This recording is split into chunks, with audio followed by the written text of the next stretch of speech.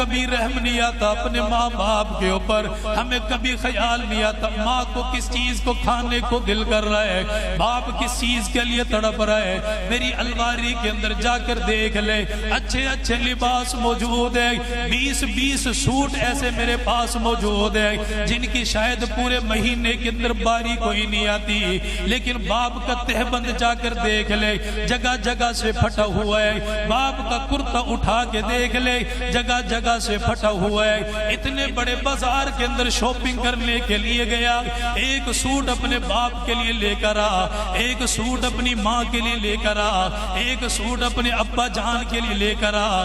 تجھے کیا پتا یہ بوڑھے ماں باپ ہے جن کی بدولت تجھے اتنا رزق مل رہا ہے، ان کی بدولت اللہ تعالیٰ تیرے لیے خیر کے بھاگ لگائے ہوئے ہیں۔ الانبیاء تاجدار مدینہ صلی اللہ تعالی علیہ وسلم نے فرمایا اگر گھر کے اندر بوڑھی ماں تمہاری زندہ ہے، اس بوڑھی ماں کی خدمت کرو۔ یا دنیا کے اندر اگر ملاقات نہیں ہوئی، اللہ تعالیٰ حوض کوثر پر تمہاری میری ملاقات کروا دے گا۔ نوجوان کو خط ملا، اپنی اماں کو بتا دیا اللہ کے نبی نے منع کر دیا، تیری تیمارداری کے لیے مجھے چھوڑ دیا گیا۔ نام کیا؟ حضرت اویس قرنی ہے۔ اپنی ماں کی صبح کو خدمت کی، شام کو خدمت کی، اپنی ماں کے پیروں کو خود اپنے ہاتھوں کے ساتھ دھلواتا رہا، اپنی ماں کے سر کو دھلوایا، اپنی ماں کے چہرے کو دھلوایا، خود کھانا بنایا، روٹی بنائی، اپنی ماں کے منہ کے اندر لقمے ڈالتا رہا۔ فرمایا وہ وقت بھی آ گیا جب ماں تھوڑی سی ٹھیک ہو گئی، ماں نے کہا بیٹا اب چلا جا، تمہارا نبی مدینے کے اندر موجود ہے، شاید دوبارہ تمہیں موقع کوئی نہ ملے، اپنے نبی کی زیارت کے لیے روانہ ہو جاؤ۔ حضرت اویس قرنی کہتا میں اپنے قبیلے کے اندر سے نکل گیا، دل کے اندر ارمان لے کر آیا، دل کے اندر خیال لے کر آیا، آج اللہ کے نبی کی زیارت ہوگی، آج میرا اجڑا ہوا دل بس جائے گا، میری آنکھوں کے اندر نورانیت آ جائے گی، آج اللہ کے نبی کو دیکھوں گا، مجھے بڑا سکون ملے گا، مجھے بڑا قرار ملے گا۔ یہ مدینے کے اندر چلا گیا، مسجد نبوی کے اندر داخل ہو گیا۔ انہوں نے جا کر لوگوں سے پوچھا اے لوگوں مجھے بتاؤ اللہ کا نبی کہاں چلا گیا، اللہ کا رسول کہاں چلا گیا؟ صحابہ کرام نے بتا دیا تمہارے آنے میں دیر ہو گئی، تمہارے آنے سے پہلے اللہ کے نبی جہاد میں نکل گئے، جنگ کی طرف چلے گئے، انہوں نے انتظار کرنا گوارا کوئی نہیں کیا۔ صحابہ نے کہا اویس اتنی دور سے چل کے آیا، اونٹنی کے اوپر گرد و غبار لگا ہوا ہے، تمہارا سارا جسم اٹا ہوا ہے، انتظار کیوں نہیں کر لیتے؟ اللہ کے نبی آئیں گے زیارت کر کے چلے جانا۔ فرمانے لگے مجھے بھی بڑا شوق لگا ہوا ہے، مجھے بھی بڑا جذبہ لگا ہوا ہے، میں بھی بڑے ارمان لے کر آیا۔ اوے لوگوں تمہیں کیا بتاؤں، گھر کے اندر میری ماں اکیلی تڑپ رہی ہے، اس کی خدمت کرنے والا کوئی نہیں، اسے کھانا دینے والا کوئی نہیں، اس کے لیے پانی کا انتظام کرنے والا کوئی نہیں، میں جاؤں گا اپنی ماں کو کھانا کھلاؤں گا۔ اسی حال میں چلا گیا۔ اتنا بڑا عاشق رسول ہے، اتنا بڑا عاشق رسول ہے، میں نے عشق کیا صرف نام کے جذبے سے، میرے اندر سے عشق ختم ہو گیا۔ شادیوں کے اندر پتہ نہیں چلا میں مسلمان ہوں، غموں کے اندر پتہ نہیں چلا میں مسلمان ہوں، میں راستے کے اندر چلتا پھرتا پہچانا نہیں جا رہا میں مسلمان ہوں۔ میں نے تو اللہ کے نبی کا کلمہ پڑھا، میں پہچانا جاتا میں اللہ کے نبی کا غلام ہوں۔ وہ کتنا بڑا عاشق رسول ہے۔ کسی نے بتا دیا اویس تجھے پتہ ہے اللہ کے نبی جنگ احد کے اندر چلے گئے، جنگ احد کے اندر کافروں نے حملہ کیا، پاک پیغمبر کے دندان مبارک کو زخمی کر دیا گیا، منہ مبارک کے اندر سے لہو نکلنے لگ گیا، منہ مبارک کے اندر سے خون نکلنے لگ گیا، یہ سامنے کے دانت ٹوٹ گئے۔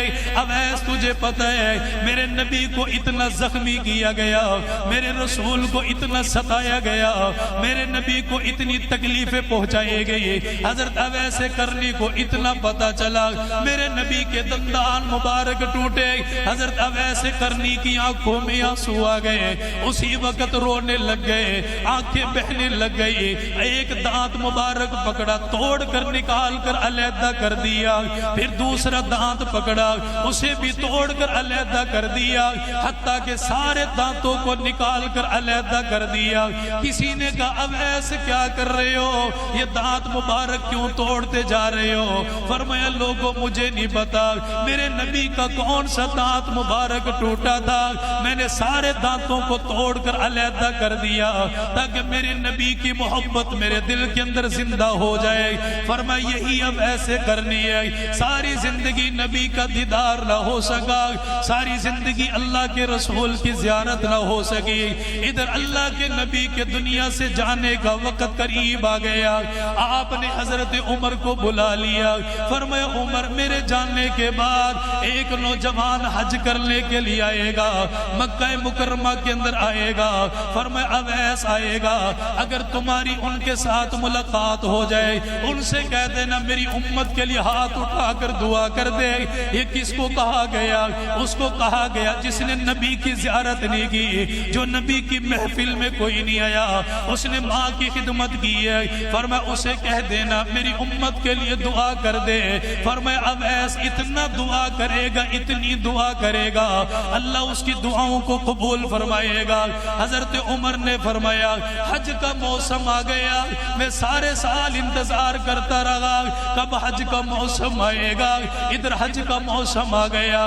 فرمایا میں حج کرنے کے لیے چلا گیا، میں نے لوگوں کو جمع کرنے کے بعد ان سے خطاب کیا، میں نے کہا لوگوں مجھے بتاؤ تمہارے اندر کوئی اویس نامی شخص موجود ہے؟ ایک دو دفعہ پوچھا گیا، قبیلے والوں نے بتا دیا وہ جبل رحمت کے قریب نوجوان موجود ہے جس کے بال بکھرے ہوئے، جو رنگ کا بھی کالا، ہونٹ بھی اس کے موٹے تھے، پھٹا پرانا لباس پہنا ہوا ہے۔ حضرت عمر اور حضرت علی دونوں اس کے قریب چلے گئے۔ بتاؤ کس کے قریب گئے؟ جس نے ماں کی خدمت کی ہے۔ بتاؤ کس سے دعائیں کروانے کے لیے گئے؟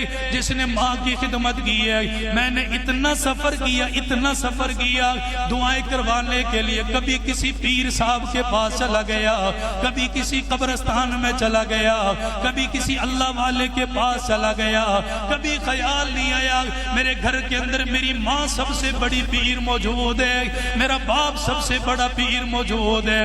تمہیں کیا پتا؟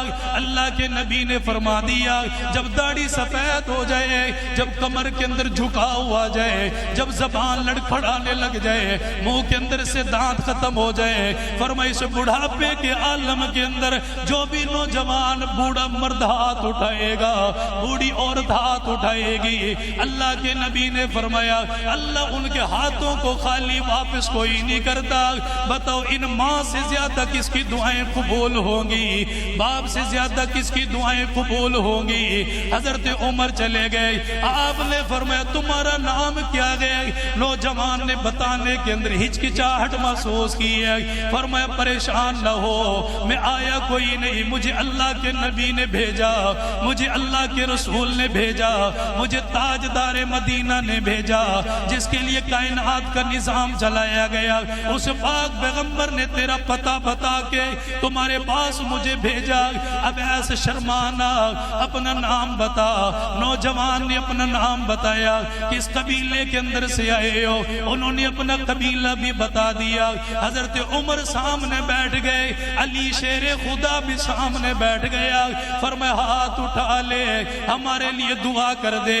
میرے تیرے جیسا نوجوان ہوتا میں اپنے لیے بلڈنگوں کی دعائیں کرواتا، زمین کی دعائیں کرواتا، جائیداد کی دعائیں کرواتا، ایک دکان دو دکانیں مانگتا، دو دکان تین دکانیں مانگتا، اپنے لیے سہولیات کی دعائیں کرواتا۔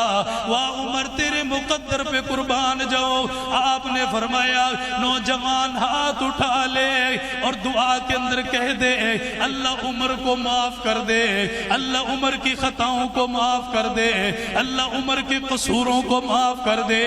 کون عمر ہے جسے دامن پھیلا کر اللہ کے پاک پیغمبر نے مانگا؟ کون عمر ہے جسے اللہ کے رسول نے خانہ کعبہ کے اندر کھڑے ہو کر غلاف کعبہ پکڑ کے مانگا کون عمر ہے جنہیں شہادت ملی اللہ کے نبی کے مصلی کے اوپر شہادت ملی ہے؟ وہ عمر کہہ رہا ہے نوجوان ہاتھ اٹھا کر دعا کر دے، اللہ سے فریاد کر دے میرے مولا عمر کے گناہوں کو معاف کر دے، عمر کے قصوروں کو معاف کر دے، عمر کی خطاؤں کو معاف کر دے۔ فرمایا نوجوان نے ہاتھ اٹھائے، آنکھوں کے اندر سے آنسو بہنے لگے، حضرت عمر بھی رو رہے، حضرت علی بھی رو رہے۔ فرمایا میرے نبی نے فریاد کی ہے، تو نے ماں کی خدمت کی ہے، اس نبی کی امت کے لیے دعا کر دے۔ اس نے ہاتھ اٹھا لیے، یا اللہ اس امت کے گنہگار لوگوں کو معاف فرما، بے قصوروں کو معاف فرما، جرم کرنے والوں کو معاف فرما، ظلم کرنے والے کو معاف فرما۔ ادھر نوجوان نے ہاتھ اٹھائے، حضرت عمر اتنی خوشی کے عالم میں آ گئے۔ نوجوان نے پوچھا تم اتنے زیادہ راضی کیوں ہو گئے، اتنے خوش کیوں ہو گئے؟ حضرت عمر نے فرمایا مجھے پتا تم نے دعا کی ہے، اللہ نے اسی وقت تمہاری دعاؤں کو قبول فرما لیا۔